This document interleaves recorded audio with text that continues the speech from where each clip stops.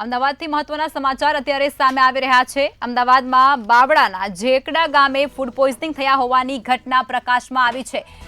Food પોઈઝનિંગથી 9 વર્ષની બાળકીનું મોત નીપજ્યા હોવાની માહિતી પણ અત્યારે સામે આવી રહી છે। ત્યારે 6 ને ગંભીર હાલતમાં સિવિલ હોસ્પિટલમાં સારવાર અર્થે પણ ખસેડવાની ફરજ પડી છે। ભાત ખાવાથી 7 જેટલા બાળકોને ફૂડ પોઈઝનિંગ થયા હોવાની ઘટના અત્યારે સામે આવી રહી છે, જેમાં એકનું મોત નીપજ્યું છે। ઘટનાની જાણ થતાની સાથે જ આરોગ્ય વિભાગ પણ દોડતું થઈ ચૂક્યું છે। આરોગ્ય વિભાગ પણ કામે લાગી ચૂક્યું છે। અમદાવાદની અંદર બાવળાના ઝેકડા ગામે આ ફૂડ પોઈઝનિંગ થયા હોવાની સમગ્ર ઘટના બની। આ ફૂડ પોઈઝનિંગથી 9 વર્ષની બાળકીનું મોત નીપજ્યું।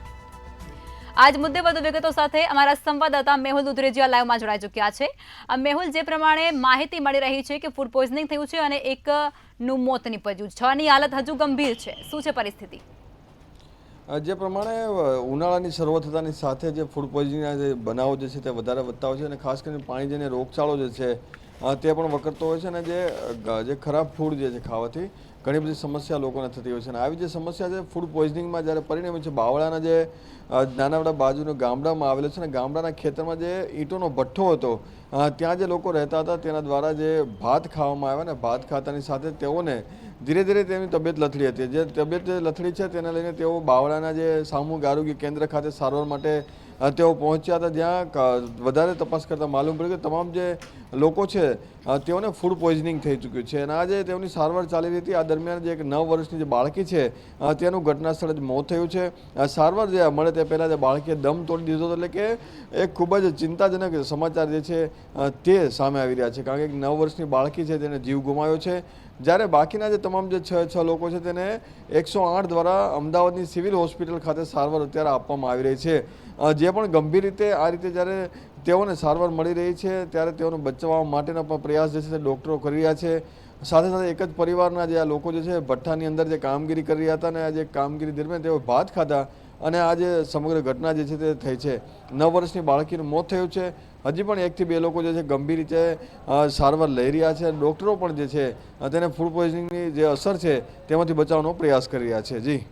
જી મેહુલ, અત્યારે લોકોના આરોગ્ય સાથે ચેડા થતા હોય તેવું સ્પષ્ટપણે વર્તાઈ રહ્યું છે। નકલીની હારમાળા હજુ થોભવાનું નામ કેમ નથી લેતી? જે પ્રમાણે ક્યાંક ને ક્યાંક એવું લાગી રહ્યું છે કે જે ફૂડ અધિકારીઓ જે હોય છે, ખાસ કરીને જેનું કામ જે છે હેલ્થ લોકોનું સારું સ્વાસ્થ્ય સારું હોય તો આ માટેના હેલ્થ વિભાગ જે છે તે અલગ અલગ જગ્યાઓ પર સમયાંતરે જે કામગીરી કરતા હોય છે, પણ કામગીરી અંદર ક્યાંક ને ક્યાંક ભ્રષ્ટાચાર જોવા મળતો હોય છે। સાથે અખાદ્ય ખોરાક જે છે વેચતા લોકોને મિલીભગત કરીને જે વેચતા જે લોકો જે છે તેનું જે વેચાણ જે છે, કારણ કે એક લાલચ જે હોય છે ક્યાંક ને ક્યાંક સસ્તી વસ્તુ મોંઘા દામમાં વેચવાની, ત્યારે આ લાલચ જે છે તે આવી રીતે 9 વર્ષના જે બાળક જે ભોગ લેવાઈ ચૂક્યો છે તેવું પણ સામે આવે છે। અને આવી ઘટનાઓ પ્રથમ વખત નથી, અગાઉ પણ આ રીતની ઘટનાઓ જે છે ઘટી ચૂકી છે, પરંતુ ફક્ત ને ફક્ત કાગળની કાર્યવાહી કરી દેવામાં આવે છે અને થોડો નજીવો દંડ કરીને આવા જે અધિકારીઓ જે છે તે આવા લોકોને છોડી મૂકતા હોય છે, જેને લીધે આ સમગ્ર ઘટના બનતી હોય છે। અને આવું પ્રથમ વખત નથી બન્યું, ભૂતકાળમાં પણ બન્યું છે, પરંતુ કોઈ નક્કર કાર્યવાહી કરવામાં ન આવતા આ રીતની જે ઘટના છે તે સામે આવતી હોય છે। લખમા જી, આરોગ્ય વિભાગની બેદરકારી આવતી જ હોય છે, ત્યારે ઘટના ઘટ્યા બાદ જ આરોગ્ય વિભાગ કેમ જાગતું હોય છે? બાળકોના આરોગ્ય સાથે છેડા કેટલા યોગ્ય?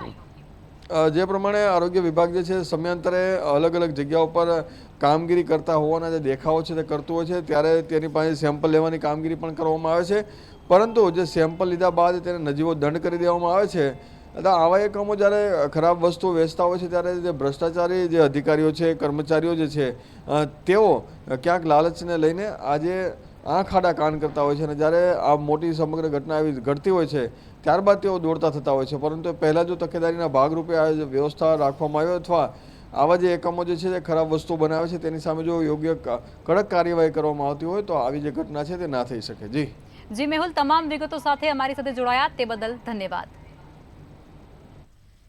તો અમદાવાદની અંદર આ ઘટનાને અંજામ મળ્યો છે, જેની અંદર ફૂડ પોઈઝનિંગને લઈ અને એકનું મોત નીપજ્યું છે। 6 લોકોની હાલત હજુ પણ ગંભીર છે અને તેઓને સારવાર અર્થે હોસ્પિટલે ખસેડવામાં આવ્યા છે। ત્યારે આરોગ્ય વિભાગ આટલું સતર્ક થઈ અને કામ કરે છે તેવી હવાઓ વચ્ચે વારંવાર આવી ઘટનાઓનું બનવું એ અનેક પ્રકારના જે સવાલો છે તે પણ અત્યારે ઊભા થઈ રહ્યા છે। જોકે આરોગ્ય વિભાગને જાણ થતાં તે પણ ક્યાંક દોડતું થઈ ચૂક્યું છે અને આ સમગ્ર ઘટના છે તે અમદાવાદથી પ્રકાશમાં આવી છે. 9 વર્ષની બાળકીનું આ ફૂડ પોઈઝનિંગ દરમિયાન મોત નીપજ્યું છે. 6 લોકોની હાલત હજુ પણ ગંભીર છે અને તેઓને સારવાર અર્થે તાત્કાલિક હોસ્પિટલ ખસેડવાની ફરજ પડી છે. ભાત ખાવાથી 7 જેટલા બાળકો છે તેને ફૂડ પોઈઝનિંગની અસર થઈ હતી, જેમાંથી એકનું મોત નીપજ્યું છે. ઘટનાની જાણ થતાની સાથે જ આરોગ્ય વિભાગ પણ ક્યાંક દોડતું થઈ ચૂક્યું છે, પરંતુ નકલીની હારમાળા વચ્ચે આરોગ્ય સાથે લોકોના ચેડા થઈ રહ્યા છે તે પણ સવાલો અહીં ઘણા ઊભા થઈ રહ્યા છે.